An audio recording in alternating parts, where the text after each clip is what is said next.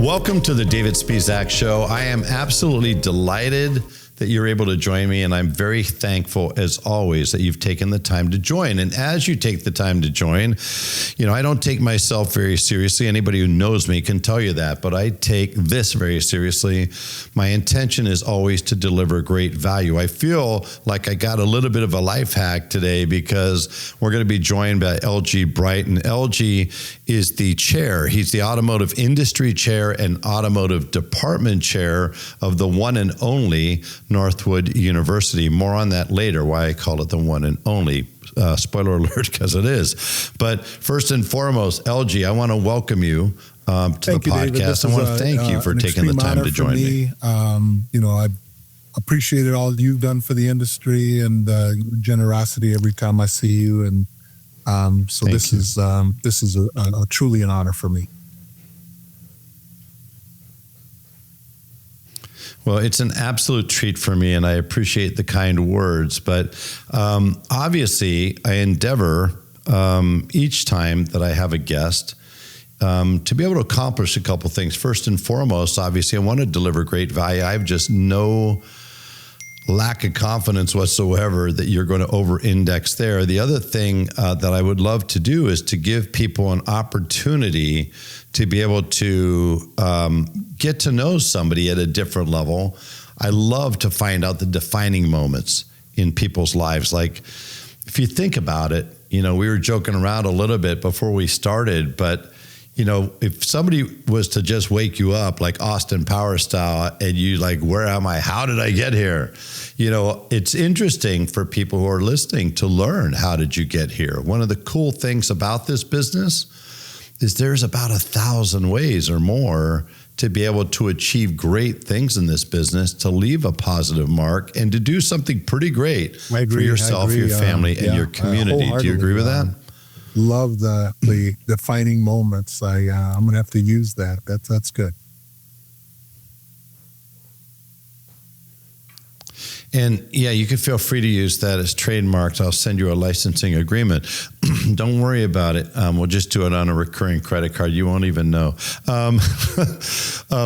Speaking of defining moments, one of the defining moments in anybody's life that comes to Northwood is the fact they made the decision, obviously, at some point, that they had a level of interest, whatever it might be, curiosity. It was intriguing to them about the car business.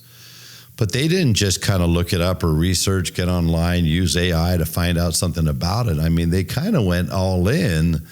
And because they enrolled at Northwood University, which for pretty much everybody in some form or fashion that walks in there and then they walk out 4, 5, 6 years later. It is. I mean, it is a defining moment, isn't it, We Elgie? love the fact that we are an experiential university. And when I say that, you're going to experience what you have chosen, in our case, automotive marketing, automotive management.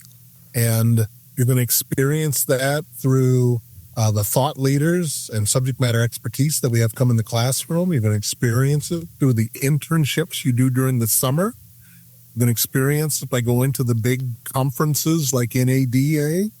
And you're going to experience it because you're getting your hands on it. You're actually talking to a service manager, an F&I manager, a sales manager, the dealer, the vendors that call on the dealers. And we love theory. It's important, but equally important, if not more so, is application. And to have the people that actually buy the groceries and cook the meals as your mentors and support, along with the faculty, we just think that gives a great opportunity for success in this business. It's so unique. Clearly, it's unique in automotive because it is the one and only.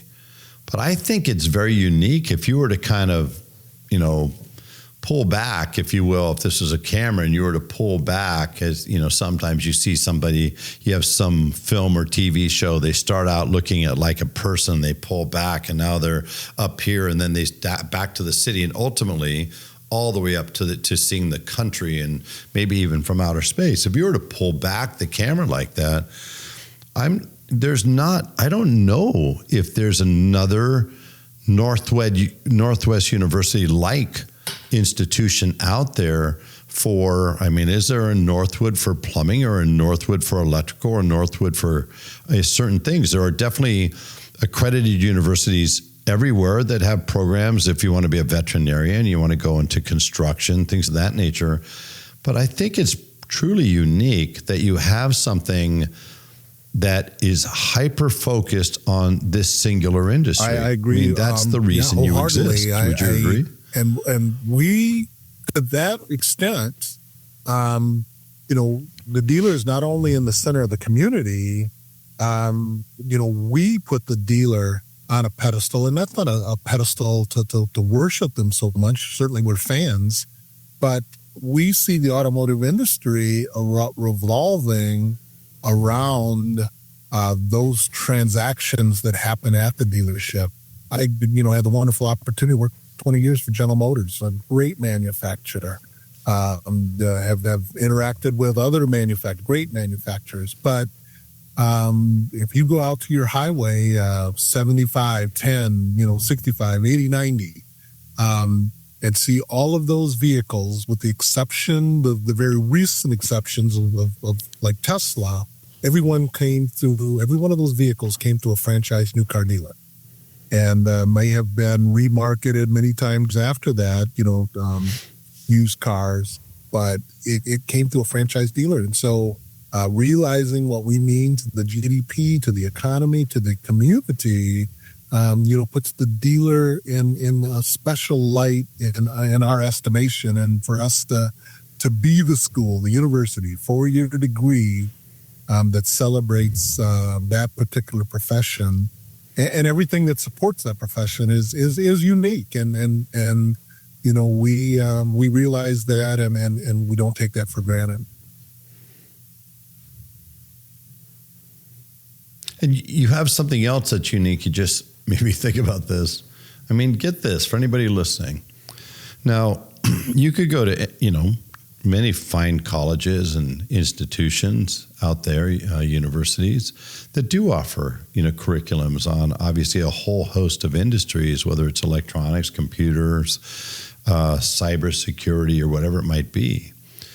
But another slice of this that's super unique to me is the fact that you have engagement, interaction from the very industry that these folks ultimately want to become part of. So, meaning, can you imagine if you're going into wanting to get a degree in construction management, let's say, or you want to get a degree, in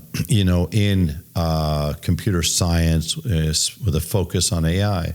You imagine if Jensen Huang actually showed up. You imagine if management from NVIDIA showed up. Imagine if all of a sudden somebody from DeepSeek, was announced that they're going to come in as an adjunct professor or visiting professor for a week. It's crazy. That does not happen, but it happens every month at Northwood. It's pretty incredible. And that's not even counting, in addition to that, the supporter interaction from great institutions, companies like NCM and NADA, which are at the very core of this industry, for everything from the legal side and the lobbying side and legislative side, to obviously at ground level with NCM's Institute, for example, and 20 groups. So could you speak to that, and what's the impact that has on the students in your university, both undergrad and also some of you may not realize, believe it or not, I know you think selling cars is easy, doesn't look like much, but there's actually a degree, a master's degree, and even a PhD. So could you touch on just the impact and how just unusual and powerful that is to have that engagement from dealers, OEMs, vendors, NCM, and NADA? Well, how is that impacting your students? It's a big impact. When we pick up the automotive news, when we're watching CBT, when we're listening to the David Spisak show, And we see those guests, when we see thank you. those people that are being written about, those companies, and realize that we can touch and feel and walk with those companies. NADA and NCM, not only are they great organizations, but they're also employers, and our alumni, work within those walls in Kansas City and in Tyson's Corners. And so the same with the technology companies and the vendors that call on dealers. They're employers. They show up at our career fair. And so the great public companies and private companies and family-owned companies that are in the automotive space are trying to get the talent that our university provides. We're unabashedly believe in free markets and capitalism and the ability for work to give a person dignity. My whole career, we started, David, with, where did I come from? If I woke up tomorrow, my own career, I started working for a dealer. Even before that, worked my way through college doing oil change and tire rotations with the old Kmart and their automotive. Met my wife at Kmart, and in 40 years, I'm taking it. That's crazy. Could you even imagine? Look back now, like if you're a Hollywood movie, you roll that tape back, like what's his name, M. Night Shyamalan, right? The Sixth Sense. You roll that tape back. Could you have possibly imagined you're hanging out in Kmart, bro, right? And you end up meeting this wonderful woman who becomes your bride and your life partner, right? And not only that, the very thing that you're doing there is what you're still touching today, but at such an elevated level. Could you have even ever imagined that? I get these gray hairs, honestly. There was no technology back then. Could not see. If I wanted to see what was going on in LA, I could go to the library, get an old LA Times, and be 2 weeks old, and I could read about what had happened.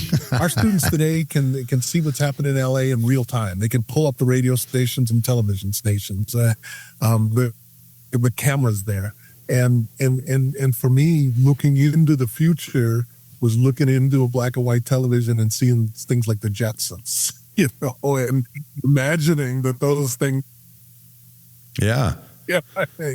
Oh, man, where are those flying cars, LG, that they promised us in the 60s? They're coming. They're getting closer. I saw Charlie Vogelheim, and Charlie, who's been doing his flying car podcast forever. And of course, so anyways, it's really crazy. So I want to talk to you about, just for people that don't know you, I love the fact that you just introduced to everybody and let us know you started out literally on the front line, changing oil, changing tires at a Kmart, right? And so let's go back to Hollywood. Like, take us through the journey. Just give us, if you could, a concise journey. What were let's put this in the context of a road trip. What were the mile markers? What were the defining moments that caused you to land at Northwood University? And I'm still with Kmart. Like I said, I meet my wife, and a good friend of mine says, hey, you know what? I work at a dealership, and there's going to be an opening here in a couple of months, and got into Art Moran, Pontiac, GMC, Mitsubishi, and just had a wonderful 10-year career there. And that led to the next mile marker, which was General Motors. The 20-year career there, mostly in the field sales, field service, field parts, field F&I, and some office positions, dealer assistance, customer assistance, motorsports, distribution.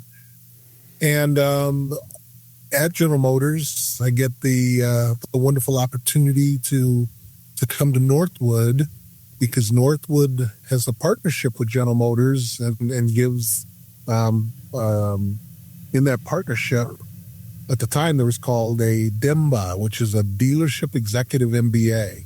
And so there was a number of us that went through that. You'll recognize some of the names like Mike Kavanaugh, the vice president of Lithia, Dave Rosen, the head of AFIP. Lithia. With several people in this first dealership executive MBA, and they have, master's programs, their graduate programs, but this one specifically focused on the retail side. And I got a chance to be in that first DEMBA, but I fell in love with Northwood. I fell in love with the spirit that was around the university, free markets, personal responsibility, accountability, capitalism, and the case studies that they use in the graduate program, and the emphasis on relationships. And raise my hand at every opportunity to do guest lectures and presentations. And the rest is a say in history. And, some movies have just wonderful endings. And I got a chance when a position opened to become the department chair and the industry chair for automotive. And now I've been here for 13 years. And I get the wonderful opportunity to not only watch tools and technology take this industry to the next level, but to see people like you, David, that can not only speak to the industry in new ways that I couldn't realize 40 years ago. Not just on the pages of the automotive news, but speaking through the magic of podcasts and technology. So that's kind of the concise version of the Elgie Bright movie, but it is a might have to be a two-parter, Elgie. Yeah. Yes, the intrigue, the romance, the suspense. You know what? That's a life well lived, and you're not done. You're not hardly done. So let me ask you this. I want to be able to take advantage of that for everybody listening, to give them some context from your perspective, through your eyes. And I'm not just saying from a person that started out in the dealership, obviously elevated into GM, where you've had an opportunity to literally visit the entire kind of bandwidth of dealers, from the great to the good to the, geez, they're not going to make it, right? But you've also seen time go by, and through that, you've seen both evolution and revolution happen in our industry. I'm curious, from your perspective, what do you think is the greatest strides? When you look back now and you look at where we are, you just touched on one of them. You can't, it's unavoidable, technology, right? So communication and the speed of business. So technology is certainly one of them. But when you think about the dealership environment and what dealers deal with, what managers are doing today, or client experience, when you look back 20, 30 years and then you come back to present time, name one thing in particular that you think we've made tremendous strides I think that would in be our industry over that period of time. I think that would be after sales. It is not just the volume sales of the commodity, the vehicle, but it is the follow-up and delivering on that customer experience, that promise of the mission and vision of that particular retailer, that, we strive to be whatever it is. We strive to be the best in this market, to really stamp on the individuals that come and buy from you that you can trust us. You can trust us in the marketplace. And, not only do we want the referrals for new and used car sales, we want to service you. So the evolution of service and fixed operations and ancillary operations that deliver on the customer experience, I think that's the biggest thing, David. When I was at Arthur Moran, we were really happy to be a top 5 Pontiac dealer. It was about sales. Arthur Moran himself, and I enjoyed the relationship with the family, but ourselves love to be a salesman. And, that at the time, I mean, that was, what got us all juiced up and jazzed up. And that's what we celebrated. Today, I find dealers that are celebrating, the after sales. Yes, certainly we want to sell to the consumer, but we want to service the consumer. We want to deliver on the promise that we'll always be there should something go wrong in their mechanical items, that we will be there for you. And to hear the pickup and deliveries and mobile service and things that, you wouldn't have imagined back in the day that to make things, I'll use a book title, frictionless. Sure, things have happened, but we'll be there for you. Mm-hmm. There's always been flat tires and dead batteries and all the things that can and will go wrong with a mechanical item. But who's going to be there for me? And it doesn't have to be our friends over in the aftermarket. The dealer can be there. And that's probably, David, been one of the biggest evolutions that I have seen, the renewed interest and emphasis on fixed operations. I love that you brought that up for many, many reasons. And I need to share with you, I don't think I'll be able to touch on all this because I want to be respectful of time, and I really want to give people an opportunity to learn some of the things from you. But I will say this in passing, because you just caused so many things to fire off in my brain. One of them is, isn't it interesting, LG, that I find that new cars, gets a disproportionate amount of love and attention and focus and resources and ad spend and all that. The front end. But it's very rare to find a new car dealership, that their legacy, their reputation, their success over a long period of time was based on new cars. If you look at Carl Sewell, who years and decades ago, what did he write? Right, customer for life. Right, you can't get a customer for life if you just sell me a car and that severs the relationship. That's called a transaction, right? And Carl Sewell was really the first guy in the dealership side that really brought this to light on a broad basis, that you don't want transactions, right? You want relationships. And to do that, you've got to elevate from a customer to a client. And when they become a client, there's that relationship. And the second thing that triggered in my mind was my wife, right? Not just because I love my wife, I like my wife, but I'm thinking, man, I went out on a few dates in my life. I'm 65. I dated a few people, not an unreasonable amount, very respectful, appropriate amount, but we all dated, whether men or women, we dated. And when we ask somebody out on a date and they go, we got the sale, right? We got the sale. But when that person said, man, I'd like to hang out with you for 20, 30, 40, 50 years.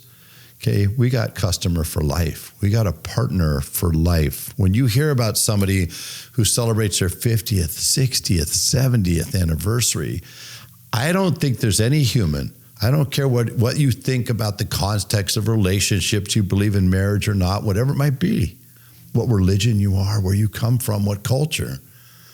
You hear about somebody who, since we've been together for 50, 60, 70 years, you just go, wow. And what's the next thing that you're thinking of? How did you do that? And to do that, you find out there had to be a true partnership, right? Well, how does a dealer, isn't it true? So it turns out, even though we hear about sell cars, and disproportionately new cars, the dealers over time, think about the McClartys, think about a Carter Myers, right? Think about Pritchard in Iowa. Think about any organization that's been out there, stood the test of time, 100 years. 100 years. And every single one of them, isn't that what you're going to find? Have to be there. Relationships, they have to be there. Long term. I mentioned is one of the defining moments, my employment with Kmart. And everybody on this particular television show, computer show, realizes that Kmart is no longer around. Now again, did they make mistakes? Sure. And it'll be a case study in management and marketing. Apparently. But they just did not keep up with that relationship. So what you just said, David, I mean, you gotta not only plant the seeds, but you gotta water the plants. You gotta keep up with that relationship. And Kmart was unable to. Yeah. And so those that were faster, those that were frictionless, they're here today. And so, it's another great point, and you're like just one after another. I'm enjoying this so much. I'm sure people listening are as well. Think about this, everybody, what Elgie just said. So Kmart, companies like Kmart and Sears were the biggest retail organizations literally on planet Earth. And I always say this, the smartest dinosaur is still extinct, aren't they? So that's right. The dinosaur could not adapt, right, to a changing world. And so when you think about companies like TWA, at one time Pan American was the number one airline globally, right? If you think about International Harvester, A&P Markets, you think about these huge companies that seemed bulletproof, that there's no way anybody's. In fact, I will never get tired of thinking about that guy. He's got to be living in he lives in infamy now, but the CEO of Nokia, on the cover of Forbes magazine in November of 2007 with the headline, it's almost like Forbes doomed this dude, because on the headline it says, can anybody ever overtake the cell phone king?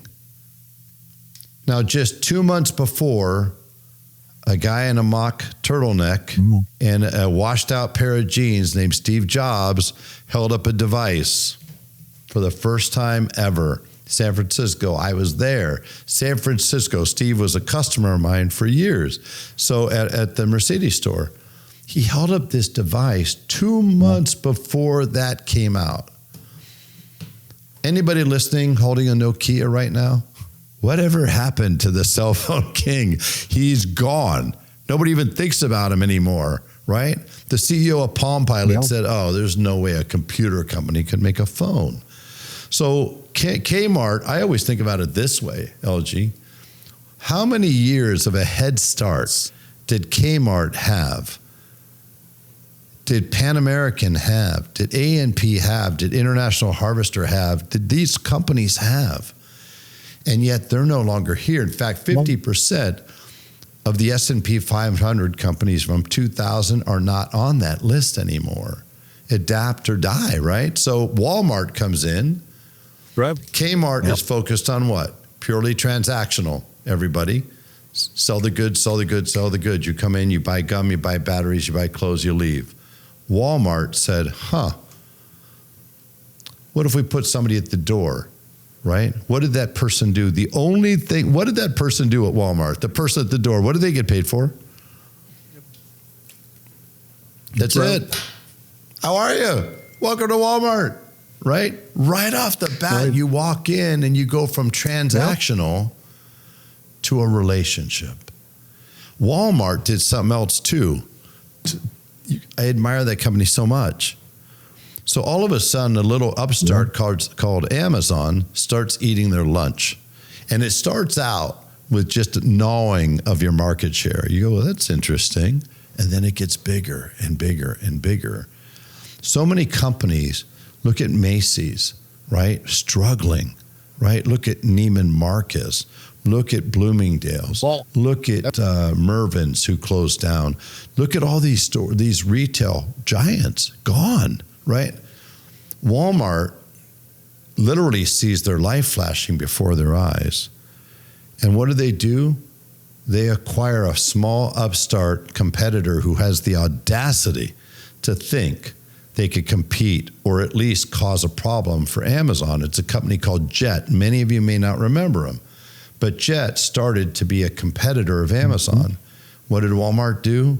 They bought Jet. Yeah. What did Facebook do? They bought Instagram. They bought Oculus.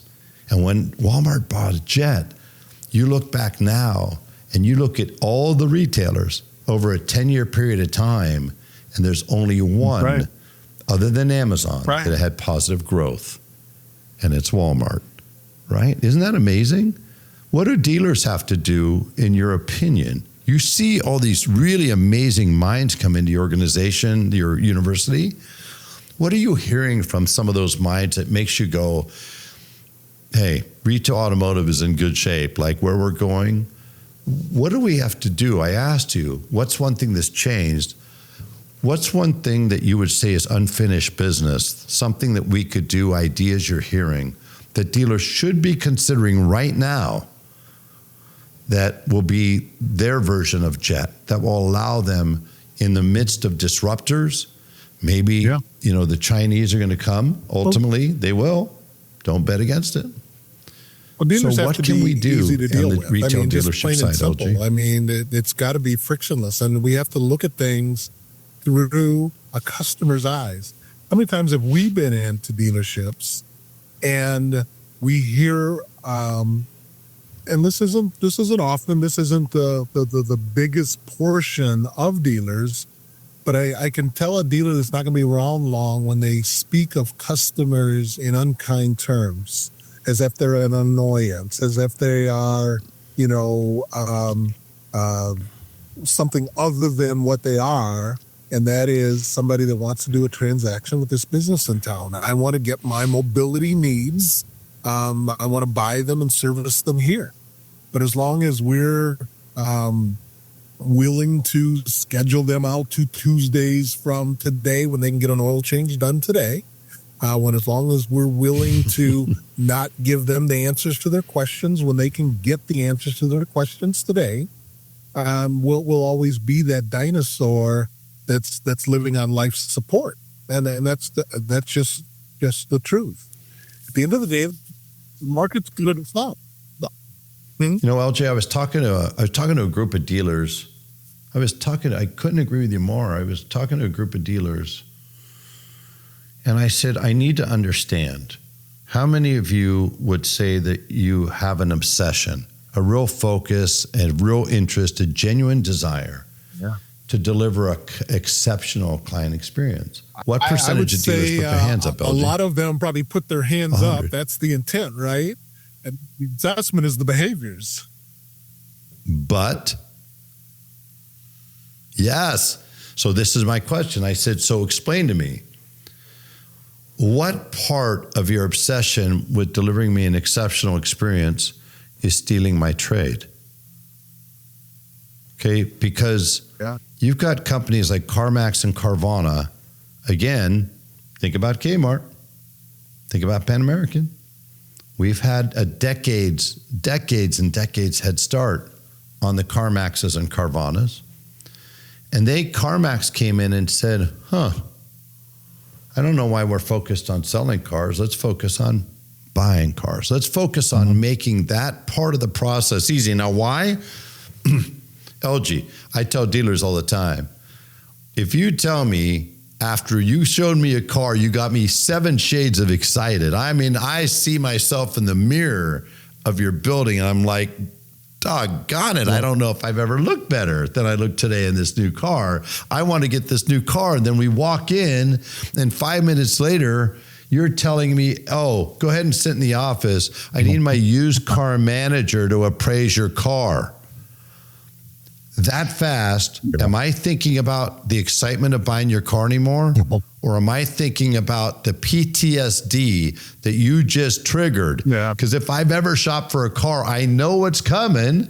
Your used car manager is going to come in 20 to 30 minutes after I'm rusting in your office and tell me your baby's ugly. That's what they're going to tell me. Hey, your baby's ugly you should have taken better care of your baby, right? Isn't that it? So meanwhile, CarMax and Carvana are willing to look at my car and give me oftentimes a superior number, and they never saw the car physically. Like, what is wrong in the world? Like, what's it going to take, LG? And what are your students saying? Like, what's it going to take before we as an industry stop doing that? I point this out to my students. I say, we'll just go to any, survey company. Let's use Gallup, and see where the non-automotive, not your students, where they see the car salesman. And then, we'll start at the top with the nurses and the teachers and all these occupations. And you know where they find that car salesman? Down near the bottom, down with, unfortunately, our politicians and our Yeah. And so when we begin to look at things through someone else's eyes, sometimes that's the catalyst for change. And again, this is not a put down to retail, because we have so many great retailers that are doing just that. And that's why they're winning in the market. Why they're rolling. Yeah. I think it's the majority of them are either,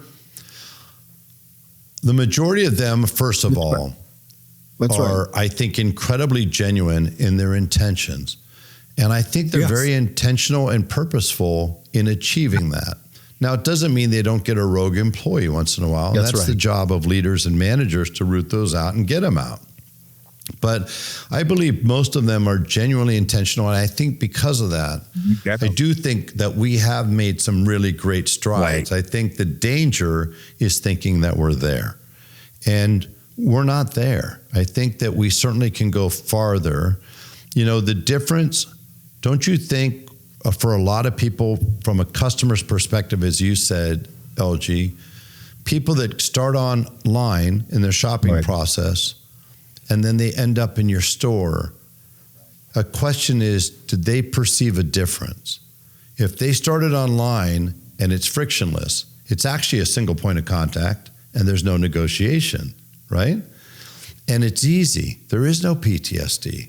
I could value my trade, right? I could check out options. I could decide what term I want. I could kind of see what my payments are going to be.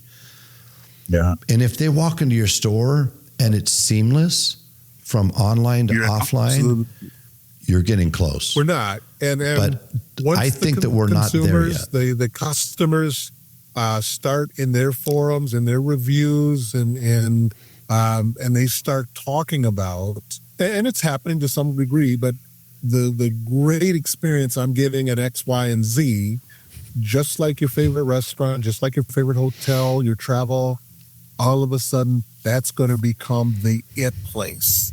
And I think a lot of retailers are finding that.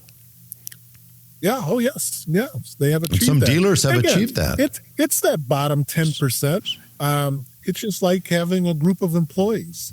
Doesn't make them bad, but you got 10% of the people that aren't doing the mission, the vision, the goals, aren't doing what they're supposed to. That's what managers manage. That's what leaders go out to lead. That's why sometimes there are separations. We're just not aligned. Doesn't make you bad. Our organization is this, and the other 90%, they understand how we go to market, how we win in the marketplace, and 10% just don't belong here. Hey, is the difference, LG, between a manager and a leader? You made me think of something else. Isn't the difference, one of the differences between a manager and a leader, is a manager will continue to try to manage that bottom 10%, and a leader understands they need to upgrade and move those people out and not allow 10%, 8%, 5%, 1%. Doesn't mean I got to be the top salesperson, but it better mean that 100% of your people care about that customer they're dealing with. Do you agree? To where you are better aligned. Yes, there is going to be a separation, but I mean that's the hard or the real talk, as the young people say. Those are those hard conversations that we've had to have in manufacturer-dealer relationships. Sometimes with a rogue customer, we treat them as if they're always right, but there comes a time when you have to separate yourself. We're just not the business for you. This is how we do business here. And this is why we have the relationships that we have. But those are the hard conversations. And leaders, they can have those hard conversations, can make those hard pivots. And as somebody whose name wasn't on the sign, I'm that employee that can have great respect, great inspiration as I watch leaders lead, that knowing that I'm empowered to take care of customers and take care of relationships, and that, I can have the dignity of giving, 60 hours in a 40-hour work week. I put that in retail terms. Notice that, right? Can give that 60 hours in the 40-hour work week. Yeah. And those are just part of, hey, for our audience out there that likes sports, just like team sports, right? When you're productive, you're giving. When you're non-productive, you're withdrawing. And if you want a better team, just get better players. I love that. So speaking about players, there's a place Northwood people can University. get better players. Yes. Northwood University. So let's talk about a couple things and how dealers can learn more about Northwood University as we head up. We're going to enter the speed round here. We got 10 minutes or so. And so if you'll indulge me, I'd like to ask a couple things. Number one, if you don't mind just sharing a little bit, first of all, there's auto shows that happen all over the country, right? LA, Chicago, New York. That's coming up pretty soon in April, I think, at the Javits Center. They happen all over the country. But there's one that happens every year that a lot of people, a lot of dealers themselves, even though they're in the industry, may not know about. And it's the Northwood Auto Show. And you mentioned experiential at the top of the program. Tell me why more dealers and leaders in our industry should take the time, invest the time to come to that beautiful vacation wonder place, Detroit, to come to the Northwood University Auto Show. You're going to see an entirely student-run auto show. You're going to see the best and brightest in this industry who celebrate automotive retailing, that they're going to man the booths. They're going to do the product demonstration. You'll see over 600 vehicles from 80 different manufacturers and specialty vehicles and cars and a lot of aftermarket companies, all connected to relationships with students, a lot of alumni relationships, but that is the secret sauce. And it'll be the students that want to be in this industry, that celebrate the dealer in the middle of the community, that are Team Chevy and Team Toyota and Team Honda and whatever your favorite manufacturer is. That'll be the team that you'll see on our beautiful campus. And you'll be interacting with people that want to be in this, that 18 to 22-year-old student that says, I don't know what I'm going to be, but I'm going to be in the automotive industry. And just some great, wonderful conversations, some excitement, some enthusiasm. September 18th through the 21st, come to Northwood University. More information at northwood.edu. Northwood.edu.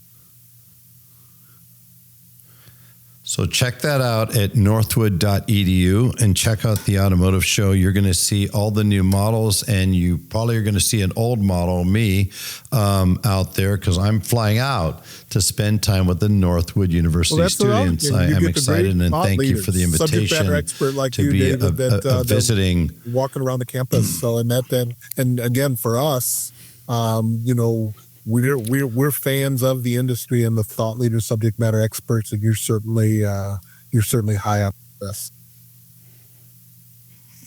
Thank you. So I'm going to, obviously we're working on me getting out there in April, but I really look forward to the auto show. Hey, I don't know what I'm going to do in my next life. I don't know. I'm only 65. I mean, I'm getting inundated by AARP on a weekly basis, which is just this gentle reminder, that, I've got all these tremendous benefits, like saving $1 on movie tickets. That was worth waiting for. So, of course, when I started going to the movies, it was $1. Now I just save $1. But, if I was to be so bold, if I said, hey, maybe in 20 years, I'm going to get tired of the auto business, it'll be 65 years by then. And maybe I'll go into marketing. Okay, so here's the thing. You ready? Here's my shot at marketing. So you can go to any other show to see vehicles, the future of vehicles out there, the future of automotive models, or you could go to Northwood University. I love it, man. That's why you automotive. Are who you are. How's that? He did that on the. Pure magic. Wasn't that pure magic? I mean, that's the first thing. I have to give you credit, though. You planted that seed in my brain. All right, so you have that. You also have something else that's freaking cool. If I'm allowed to quasi swear on the air, freaking cool.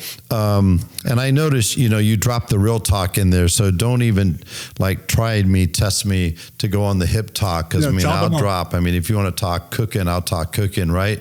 But don't make me start using words like cooking and lit and all those things, right? Because first of all, it will repulse and mortify my children. But secondly, I'm going to end up looking silly.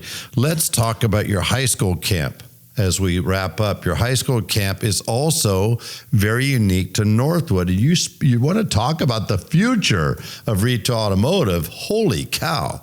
This is almost like the equivalent of a Silicon Valley incubator. Of General Motors, Tell us about that. We've been able to do the full tank automotive camp, which gives students an opportunity to see retail at an early age. And those of you who like sports or maybe even don't realize that coaches are recruiting students now down in the 8th grade, for basketball and hockey and baseball. Well, same with automotive. We just pitched to GM that if we could expose students to the retail automotive and wholesale through Manheim auctions and bring in thought leaders and subject matter experts and entertain and excite and enthuse these young people, that maybe they could get an early look at something. And if you're not a dealer kid, then your experience is like mine. I mean, I never went to a dealership. They sponsored my Little League baseball team, but my vehicles were all handed down. Me and my buddies worked on something called Auto Shop. So to expose them to the retail industry, to hear from thought leaders and subject matter experts, again, maybe it gives us a little more chance at getting that talent in our particular industry instead of the next one. It's all hospitality. It's all the customer experience, but automotive retailing is. So if I'm a dealer, a leader in retail automotive right now, how do I get a hold of Elgie Bright or how do I experience that? And I will make sure that, from doing a remote guest presentation to being on campus, to some type of sponsor a camper, we'll make that happen. And again, we know this is the most generous. I didn't come on David's show for an ask, but I know that this is one of the most generous, industries that there is. I see how we get around our first responders and the parades and our sports teams in our communities. We'll make sure that you're connected. And again, somebody make a decision and say, I want to be at XYZ dealership just because they talked to me when I was 14, 15, 16 years old. So magic happens when people talk.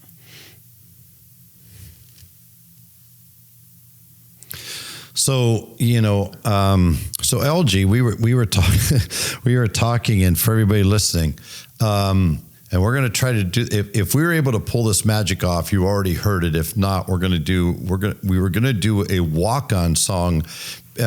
Nobody's ever had a walk-on song for the podcast, and LG was going to be the first. He's going to be the first. But and the audacity of this for everybody listening is normally to have a walk-on song, you have to walk on somewhere, walk in, right? Walk on a stage or walking up to home plate, whatever. No. No walking required. We're going to do a walk-on song with Elgie sitting right here in front of you. But I don't know. We're gonna find out. We're going to try to pull that off. And if not, it was going to be a walk-off song. And his song was Thunderstruck by AC/DC. And for those of you that haven't listened to Thunderstruck, I mean, it is just like a high energy, amp up, go to a sporting event and you're likely to hear thunder. Right. Thunder, right? And you maybe think, about these programs, the experiential program that people can take part of or go check out with the auto show. And if you really want to get engaged, the high school talent program blows my mind. I just think it's one of the most ingenious things out there. And it reminds me of a song that I loved from the time it came out. And it's kind of a one-hit wonder band called the New Radicals. But the song was brilliant. It was called You Get What You Give, right? And that's what life is. And I think in this business, the dealers, again, who are the best of the best, they hyper-focus on their clients. They care about the entire life of that relationship, not just selling a car, not just the date, but the relationship, that ownership experience. And they're just as brilliant and committed and obsessed about that as getting the deal. Right? And something else, these are dealers that oftentimes are all about you get what you give, because so many dealers in this country, guys, are so committed and so embedded in their communities. That's something that only a local dealer typically is able to do, or some of the great privately held dealerships, organizations, and even Auto Nation, has done this with breast cancer awareness and their commitment there. And so it's all about you get what you give. So when you have technology in a store, I was just telling a dealer, there's no technology. You're going to bring it in and flip the switch and everything's going to get better, right? It takes engagement. It takes watering, like you said. You have to get involved.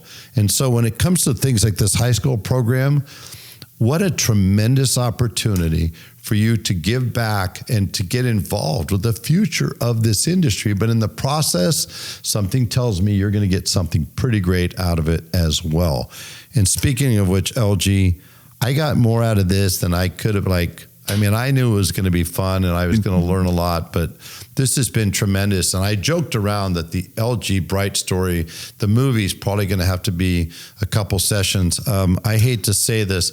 I think I'm going to have you back for another thunderstruck moment, if it's okay, because I would love to continue this conversation and allow people to learn more about what is going on at Northwood University and why it matters to our industry. Thanks so much for joining me. I appreciate it so much. Wishing you and your students all the best. And I'm looking forward to seeing you all out there next month. We'll figure out the date and hanging out there and getting to be a little bit of a mini resident there for that week leading up to that auto show. So thank you. Hey, for everybody who took the time to listen, I'm confident that you got as much out of this as I did. Please take the time to share. If you know somebody who loves this business, and people love the car business, people like Marcus Brownlee on YouTube, man, he is lighting people up on this business. You see Car Dealership Guy, he's getting people lit up. But the bottom line is people love the car business. If you know somebody who does or is interested, please take the time to share this or share the fact they could go to Northwood EDU and learn more about that great university. You could reach Elgie at Bright E. Great email. I might have to change my name, man. Mine's terrible. Bright E at Northwood EDU. And please take the time to share this out. Please feel free to leave a review, good, bad, or ugly. And I look forward to see you next time on the David Spisak Show. LG, any final words? For the industry, thank you for this generous time with you today. And we look forward to seeing you here in a few weeks. I look forward to it. All the best. Thank you, everybody. See you next time.